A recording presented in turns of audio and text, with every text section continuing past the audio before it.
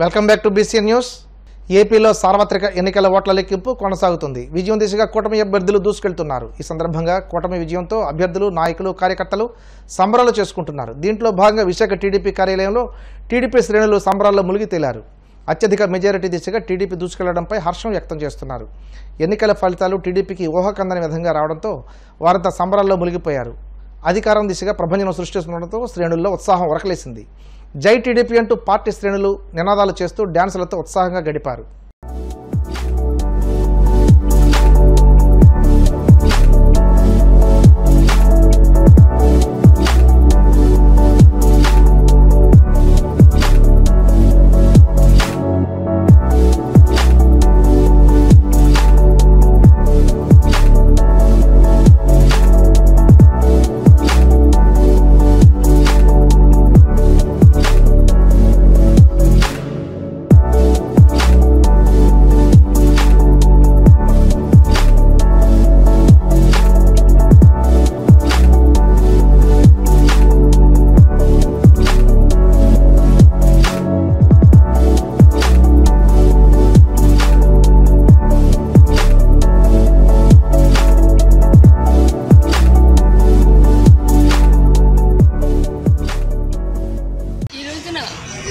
ఈ గెలుపు చంద్రబాబు నాయుడు గారు అఖండమైనటువంటి మెజార్టీని గెలవటం అన్నది ప్రజలు ఇచ్చినటువంటి గొప్ప తీర్పు.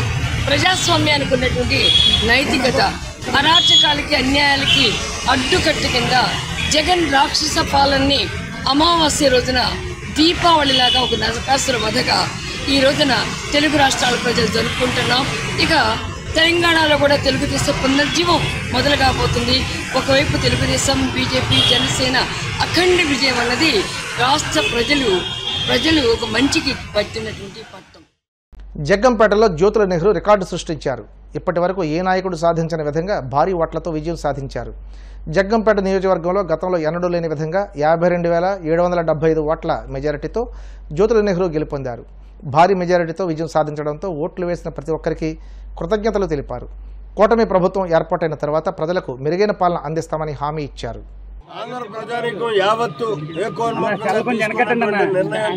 స్వామిక విధానాలకి అవలంబించేటటువంటి నాయకత్వం కావాలని మనసా వాచా కోరుకుని ఇవాళ ఆంధ్ర రాష్ట్రంలో ఈనాడు వచ్చినటువంటి ఎన్నికల రిజల్ట్ని బట్టి చూస్తే ఒక మంచి నిర్ణయం తీసుకున్నారు. రాష్ట్రానికి పట్టినటువంటి దుర్దశ ఈనాటితో పరిసమాప్తమైంది. రేపటి నుంచి సుపరిపాలన రాబోతుంది ఆంధ్ర రాష్ట్రానికి. భవిష్యత్ అంతా కూడా మరి సుఖమయంగా ఉంటుంది. ఇటు సంక్షేమాన్ని, అటు అభివృద్ధిని జోడెట్ల బండిలా నడిపించగలిగేటటువంటి సమర్థవంతమైనటువంటి నాయకత్వంతో ఆంధ్రప్రదేశ్ ప్రభుత్వం ఏర్పడబోతుంది.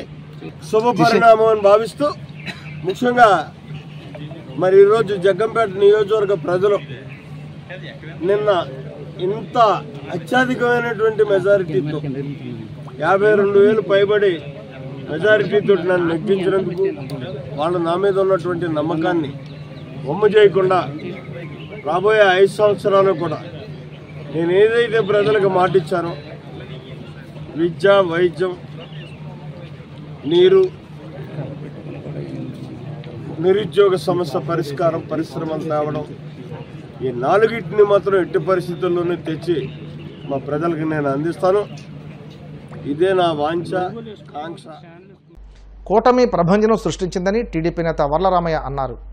మంగళగిరిలోని పార్టీ కార్యాలయంలో మీడియాతో మాట్లాడుతూ కూటమి ఏర్పాటైనప్పుడే జగన్ గుండెల్లో రైళ్లు పరిగెత్తాయన్నారు. ఓట్ల సునామీతో కౌంటింగ్ కేంద్రాల నుండి వైసీపీ నేతలు బయటకు వెళ్లిపోయారని, 2 రౌండ్లతోనే వారికి ఓటమి అర్థమైందన్నారు. గతంలో చంద్రబాబు ప్రకటించిన విధంగానే గెలిస్తేనే శాసనసభలో అడుగు పెడతానని అన్న మాట ప్రకారం ఇప్పుడు సీఎంగా అడుగు పెడుతున్నారని అన్నారు. అమరావతిలోనే చంద్రబాబు ముఖ్యమంత్రిగా ప్రమాణ స్వీకారం చేసేలా కార్యాచరణ రూపొందిస్తున్నామన్నారు. ప్రభంజనం ఎటు చూసినా, ఏ ప్రక్క చూసినా తెలుగుదేశం పార్టీ, జనసేన పార్టీ, ఇటు బీజేపీ పార్టీ, 3 పార్టీల కలయిక కూటమి. చంద్రబాబు నాయుడు గారి సుదీర్ఘ రాజకీయ అనుభవం, గ్రేట్ కంట్రీ ప్రధానమంత్రి మోడీ గారి చరిష్మా, ఇటు పక్కన matinee hero superstar Shri Pawan Kalyan గారి ఆకర్షణ, ఈ మూడు కలిసి ఈ రోజున ప్రభంజనాన్ని సృష్టించినాయి ఆంధ్రప్రదేశ్ రాష్ట్రంలో. ఎప్పుడైతే ఈ మూడు పార్టీలు కూటమిగా ఏర్పడ్డాయో అప్పుడే జగన్మోహన్ రెడ్డి గుండెల్లో రైళ్లు పరిగెత్తినాయి. ఇక నేను గెలిచేది లేదు, నా పార్టీ లేదు, నాకు అధికారం లేదని ఆ రోజునే అనుకున్నాడు అతను.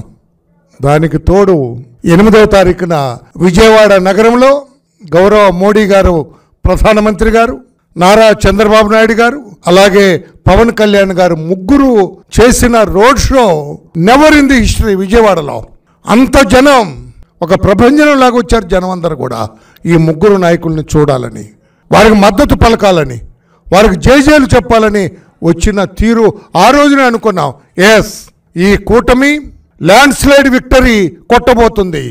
ఈ జగన్మోహన్ రెడ్డి అరాచక పరిపాలనకు స్వస్తి పలకబోతుంది. ఈ జగన్మోహన్ రెడ్డి అప్రజాస్వామిక పరిపాలనకు చరమగీతం పాడబోతుంది.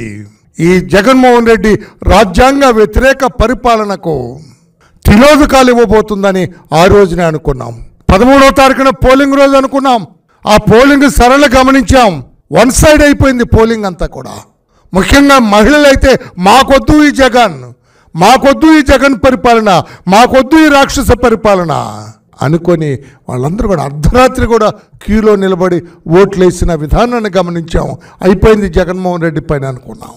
ఈరోజు కౌంటింగ్ చూసిన తర్వాత ప్రతి కౌంటింగ్ సెంటర్లో కూడా ప్రభంజనం. చాలా చోట్ల వెళ్ళిపోయారు, చాలామంది అవుట్, బయటకు వెళ్ళిపోయారు. ఇక భవిష్యత్ కౌంటింగ్ కూడా ఉండకుండా 3వ రౌండ్కే వాళ్ళు ముళ్ళ సర్దుకొని చాలా చోట్ల వెళ్ళిపోయారు.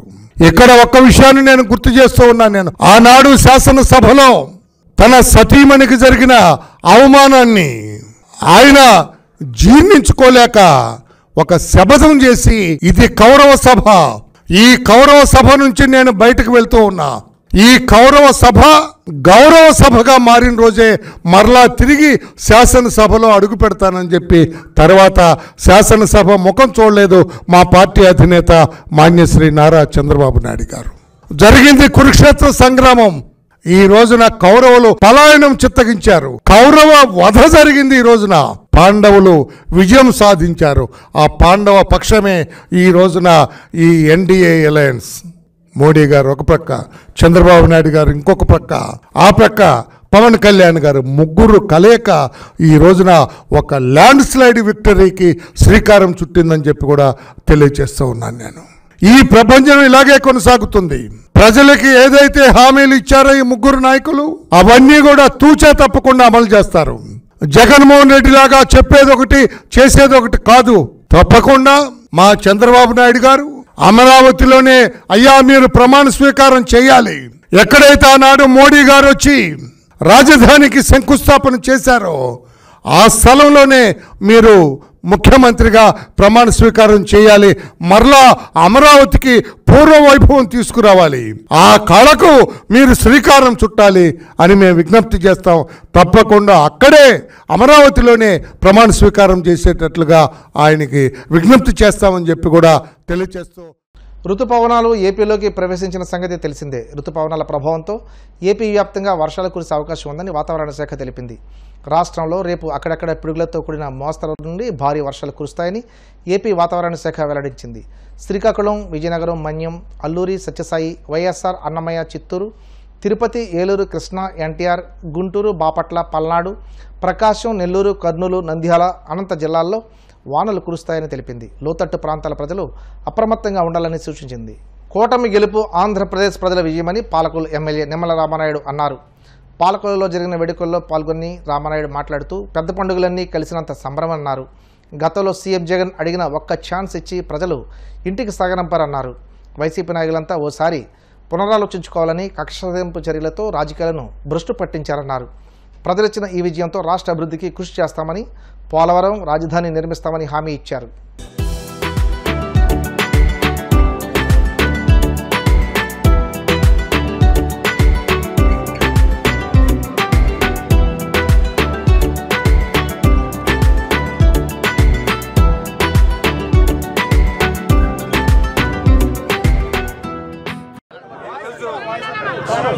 ఆంధ్రప్రదేశ్ రాష్ట్ర రాష్ట్ర ప్రజల విజయం ఇవాళ జూన్ 4వ తేదీ.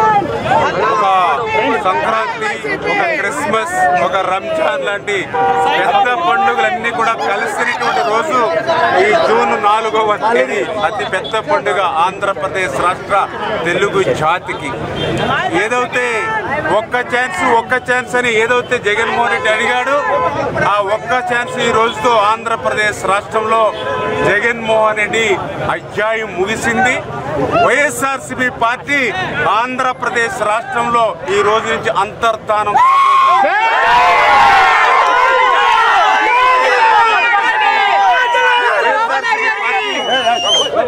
వైఎస్ఆర్సీపీ పార్టీ నాయకులు, వైఎస్ఆర్సీపీ పార్టీ కార్యకర్తలు ఎవరైతే ఉన్నారో వాళ్ళు కూడా పునరాలోచన చేసుకోవాల్సిన అవసరం కూడా ఈరోజు ఉంది.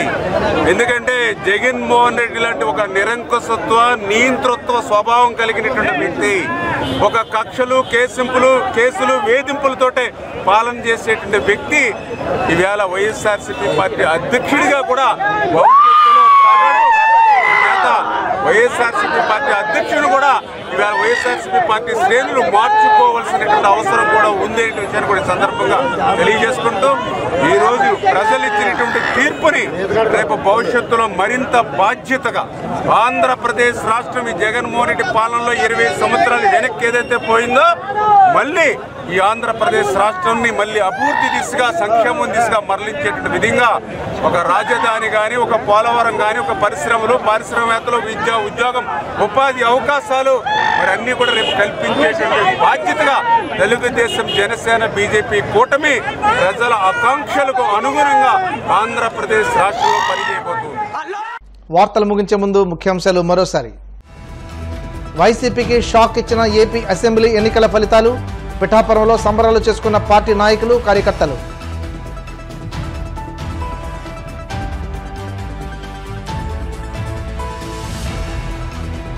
దగ్గుపాటి పురంధరేశ్వరిని మర్యాదపూర్వకంగా కలిసిన అనపర్తి ఎమ్మెల్యే. ఎంపీగా విజయం సాధించినందుకు అభినందనలు.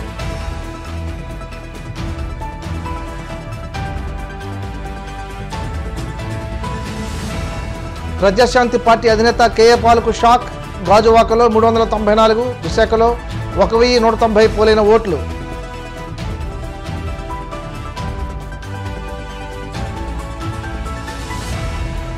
కూటమి ప్రభంజనం సృష్టించిందన్న టీడీపీ నేత వర్లరామయ్య.